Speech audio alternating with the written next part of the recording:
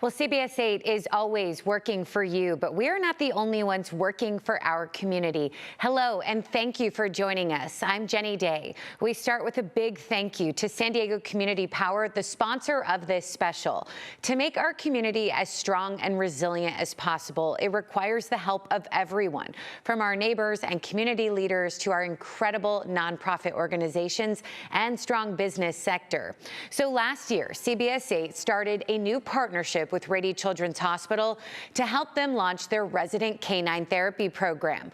The goal is to bring joy, comfort, and companionship to local kids braving illness.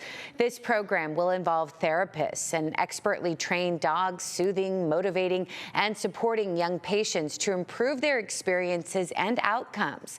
Well, this summer, our community came together for our second annual Working for Kids Give-a-thon to help bring this dream to life. CBS 8's Abby Black explains what we have been able to accomplish together.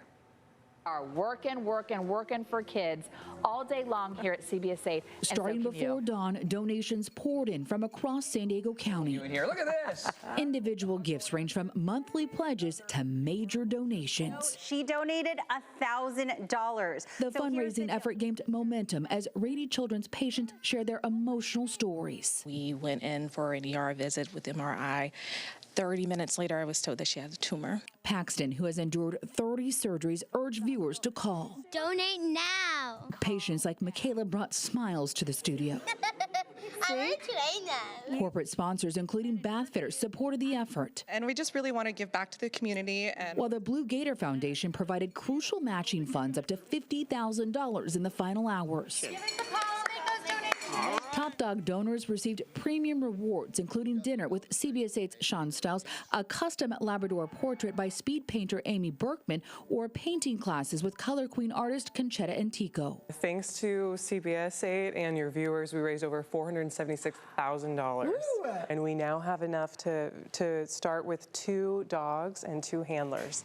Now, while the dogs themselves are donated by Canine Companions in Oceanside, your contributions will fund the handler's salary and program maintenance to keep this service running for years to come. You know, these dogs are ready to work and change lives. And so After 2 years of puppy training, the animals undergo 6 to 9 months of intensive preparation before being matched with a child life specialist. Having our own resident dogs that are available for a full day's work with their therapist has been a dream for a really long time. Rady Children's officials are considering which patients would benefit most. Options include the pediatric ICU, where experiences can be heavy and traumatizing, or cancer units to help patients like Hazley be brave during treatment. I'm so proud of you, San Diego. We're the very first television station ever in this market, and from day one, our viewers have been generous, and they bring it when it matters.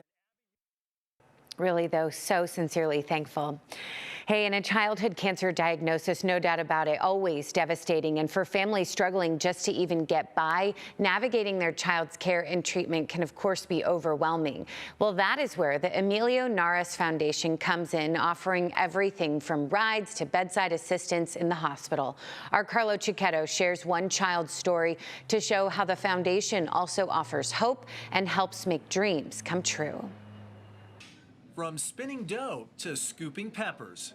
This one has pasta, cheese, bacon, and red peppers. 9-year-old Daniela Guzman is getting a real hands-on cooking lesson at Monella Restaurant in Little Italy. Her teacher, award-winning chef Fabrizio Cavallini. My favorite thing, especially, is the pasta. She's a miracle of sorts, diagnosed with acute lymphoblastic leukemia at just 5 years old. She has since successfully completed treatment. You know, she's a warrior. She went through a lot. It was a challenge getting Daniela to all of her critical appointments. Dad had to work and Mom didn't drive. That's when the Emilio Naras Foundation stepped in. ENF offers free rides to underserved children battling cancer. It was established by Richard and Diane Naras in honor of their little boy Emilio, who they lost to cancer. And over the last 22 years, ENF has grown its mission. So we provide all the services, wraparound services that the families need. We welcome them at our Family Resource Center, where our associates get to spend hours, up to 6 hours with them, just identifying all the needs they have. To raise money for these free services, ENF is hosting its 22nd annual Harvest for Hope fundraiser, with Monello joining dozens of other restaurants to lift these children and their families up through the most difficult of times. I think for the families, it's been the reaction of like, I can breathe. I have someone that is helping me, kind of like guiding me on how to make those decisions. That guidance and the rides helped the Guzman family through Daniela's cancer journey. It was a rough ride, and right now we're just blessed to be here, blessed to still have her with us, so we're just enjoying every moment. And Daniela is enjoying being healthy and pursuing her dream of one day becoming a chef. Good stuff, Carlo. Thanks. Well, now to a bold new chapter in San Diego's fight against cancer. The event you may remember as Padres pedal the cause is now the Cure-Bound Cancer Challenge. The Cure-Bound Cancer Challenge raises money for life-saving research right here in San Diego. Every dollar raised goes directly to fund scientists working on breakthroughs. From personalized cancer vaccines to pediatric cancer treatments, Anna Marbarger, the CEO of Cure-Bound, explains how the challenge is able to bring the community together. Is touched by cancer, and the disease can bring a lot of darkness and sadness, but it's a day to just come together and raise money that really is going to fund the next cures that will help our loved ones. Yeah, too many of us have a story, and over this past decade, this event has raised nearly $25 million to support the fight against cancer. And 1 in 8 women and 1 in 1,000 men, those are the odds of a breast cancer diagnosis. Also why CBS 8 is a proud sponsor and partner of Susan G. Komen's More Than Pink Walk. Our Abby Black joined them aboard a special cruise on San Diego Bay as they reflected on the mission to end breast cancer. Pink bows and bubbles on the bay today. Breast cancer survivors and their supporters at Susan G. Komen are kicking off Breast Cancer Awareness Month. And CBS 8 is proud to join the fight and honor these incredible warriors. Welcome aboard. A sea of pink, and our CBS 8 chief meteorologist Carlene Chavis board a yacht on San Diego Bay. Go pink!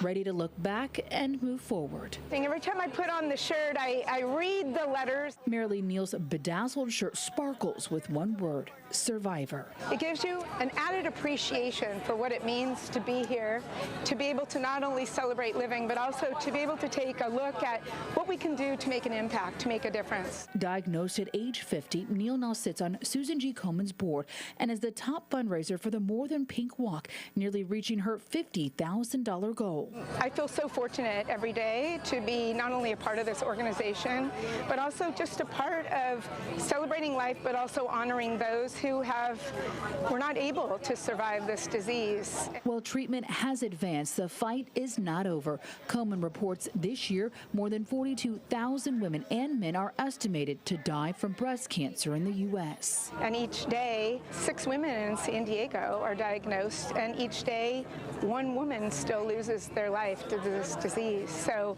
we are not done. The fight is on. Last year, Komen says that it directly supported $754,000 in financial assistance to more than 1,300 Californians battling breast cancer. We just want to expand our impact as much as possible and to save as many lives as possible. A community of supporters and sponsors united in that goal. We're all going to know someone that is affected by breast cancer, and we're a welcoming community. A moment to reflect on how far we've come and how far we still must go. We do have an opportunity to look at what the mission of Komen is, and that's to have a world without breast cancer.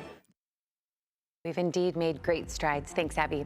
Well, from our beautiful beaches to our streets, there are a lot of groups working to keep San Diego clean. Coming up next, we'll share how you can get involved in a few of those projects. Well, San Diego Community Power is awarding nearly $1 million in grants to more than a dozen local organizations. Its Community Clean Energy program is supporting projects that combine renewable energy with affordable housing, transportation, and green technology. CBS 8 spoke with City Council member Sean-Elo Rivera, who is a board member for San Diego Community Power, about how they are giving back to the community. Two things for folks to really keep in mind here. One is that San Diego Community Power is a not-for-profit clean energy provider that is serving San Diego. It quite literally is an example of people over profit, right? There are no shareholders, there is no profit with San Diego Community Power. The money is spent on delivering clean energy or going right back into the community in ways like we're seeing today. And two is to know that these great organizations are doing fantastic work in our communities. They're making a tangible impact. And if someone watches and sees a project that is really inspiring to them, or if they think will have a real benefit on the community, I encourage them to connect with these organizations and figure out the different ways that they might be able to support those efforts. Yeah, and this year's recipients include the Partnership for the Advancement of New Americans, which will use funding to create a sustainable housing development featuring more than 150 affordable units in City Heights. And for more than 70 years, I Love a Clean San Diego has been working to clean up our community from our streets to our parks and beaches. They recently held one of their two major annual events, the Coastal Cleanup. Over one day, an estimated 3,000 volunteers fanned out across more than 100 sites in San Diego. They cleaned up more than 27 tons of litter. In total, this event has removed more than 5 million pounds of litter and debris from San Diego since 1985. And I Love a Clean San Diego hosts 800 cleanups each year. Their other major countywide event, the Creek to Bay Cleanup, is happening on April 26th. For more information, go to their website, cleansd.org. Hope to see you out there. And preserving the beauty and cleanliness of San Diego County is also top of mind for another eco-friendly nonprofit. Street Steward volunteers focus on keeping community streets clean so that trash doesn't make it to our beaches. Our chief meteorologist, Carlene Chavis, hit the pavement with the Street Stewards to see how they are turning San Diego green in real time. A local nonprofit is looking to turn San Diego green one cleanup at a time. The Street Stewards are out in the streets cleaning up after San Diegans, making our county look good. Are you ready to adopt the block? So we're going to head a little bit north and a little bit south. Aye, aye, Captain. Mark O'Connor serves as a captain for Old Downtown Encinitas, along with John Wick, who serves as the lead captain overseeing all of Encinitas. That's where the street sweepers can't get. With the help of volunteers, these street stewards team up every second Saturday of the month. January was our first cleanup here, and we are at, I think, 500 pounds of trash. So we averaged anywhere from like 50 to last one was 90 pounds. They've even had as many as 200 people at a cleanup, but the average head count is around 10. They focus on picking up trash in the streets and alleys before it makes its way to our coastline. This nonprofit even has the mayor of Encinitas' attention. Well, Encinitas is very environmentally sensitive, but the reason is this volunteer-based group is going around cleaning up our streets, and I mean, both sides, everybody likes that. Sporting lime green shirts and orange trash pickers, volunteers of all ages are making a difference here. It's really our generation that can make a difference, and we're the ones left at the planet, so I think it's just really important to help out where we can and just get involved early on. In Escondido, you'll also see street stewards carefully picking up trash along the roads. This trio calls themselves the Three Trashy Ladies, who started volunteering in 2021. Small group pickups through Facebook and Nextdoor, and then I discovered Street Stewards, and I go, this is what we need in Escondido. Escondido resident Scott Horst is now an executive director for Street Stewards and wants the entire county to be sporting green. We're looking for captains in every community across San Diego County. Captains promote street stewards in their community by getting their neighbors and local businesses involved with monthly group cleanups and promote the program on social media.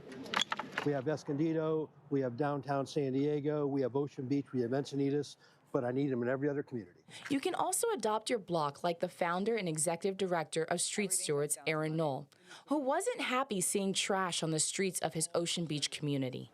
There you go. These are recent pickups for fellow street stewards. You can see details about them, and they may even post pictures. And this is where you would record your own pickup. You can record the date, name, how many bags, how many pounds, and then you can set this as your home adoption, so it's very easy to repeat this. Combining his love to keep OB clean and graphic design skills, Aaron's One Green Line has expanded to more green lines on their live interactive map tailored to San Diego County. You can add to the stats by adopting your own block on their website at streetstewards.com. So far, there have been 900 pickups spanning 600 miles and counting. Take it from a captain. Each action adds up. 17 pounds. It's like saving $1. Saving $1 is not that difficult, but you do that consistently and it like adds up. So kind of same principle. The greener, the better. Another cigarette, but... For CBS 8, I'm Chief Meteorologist Carlene Chavis. Thankful for the work they're doing, but yeah, we can do better. Now, when it comes to the interactive map, they are hoping to raise money to build an app. To donate or become a captain, go to streetstewards.com. Well, San Diegans showed out in force to walk for a cure. Coming up next, how events like the Walk for Alls is working to support key medical research right here. Welcome back. 9 out of 10 people who suffer cardiac arrest outside of a hospital do not make it. And in most cases, it's because no one nearby knew CPR. That's not just a stat, that is a life. And the San Diego Heart and Stroke Walk was held earlier this year with the goal of changing that statistic. The walk isn't just about raising money to support research, it's about saving lives. Debbie Day with the Heart Association says San Diego, they're explaining what their goal is here. People to become a nation from bystanders to lifesavers, and that starts early. When you said 9 out of 10 people die because a cardio event is usually outside the hospital. And so what we want to do is teach people hands-on CPR. The goal of this nation of lifesavers is to ensure that one person in every household feels comfortable with hands-on CPR. For more information, the American Heart Association has a ton on their website, including how to identify the symptoms of heart attacks. Also, to learn CPR, go to their website, heart.org. And more than 1,500 San Diegans painted Balboa Park blue this year for the 2025 Walk for Alls. This is the county's largest event supporting people living with dementia. The walk raised nearly $450,000 for Alzheimer's San Diego, with every dollar staying in San Diego to fund free programs, education, and caregiver support. Families, friends, and even dogs took part, honoring loved ones and raising awareness. Eugenia Welch, the president and CEO of Alzheimer's San Diego, spoke with our Marcella Lee before the event to share how this walk supports the services that the nonprofit offers. I think there's anyone who hasn't been touched in some way by Alzheimer's or dementia here in San Diego County. And the great thing about Alzheimer's San Diego is every service you offer is absolutely free to the people who are benefiting.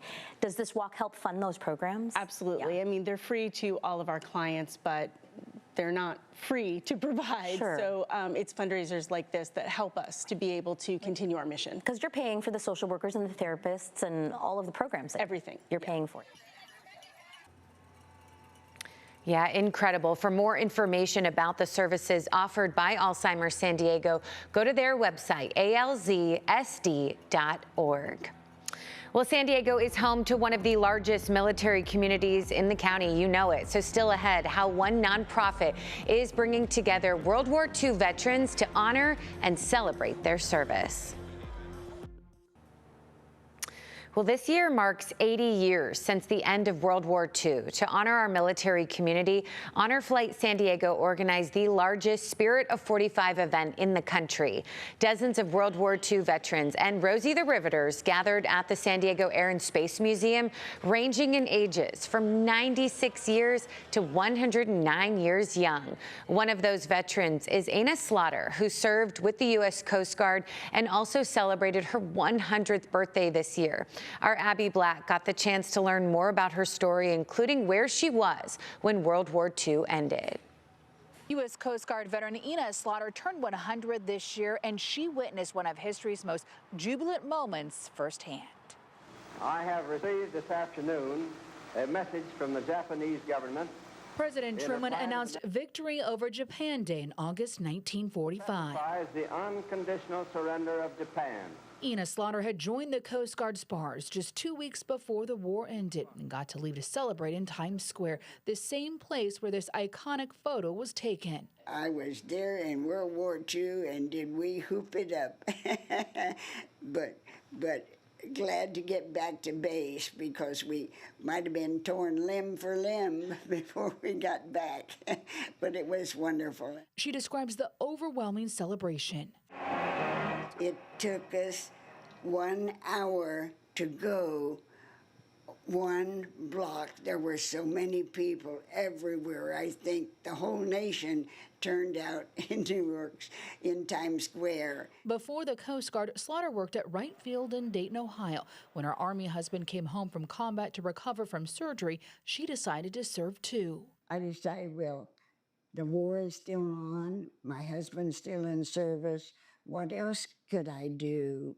Slaughter became one of 12,000 women in the Coast Guard's SPAR program during World War II, working in a medical lab while men served at sea. And if I could help anyway for the war effort in the SPARs, and praise God, I was accepted. 80 years later, she says America gave her more than she could ever give back. You go in thinking you're going to help the big U.S., but they're also giving back to you much more than I could ever give the United States.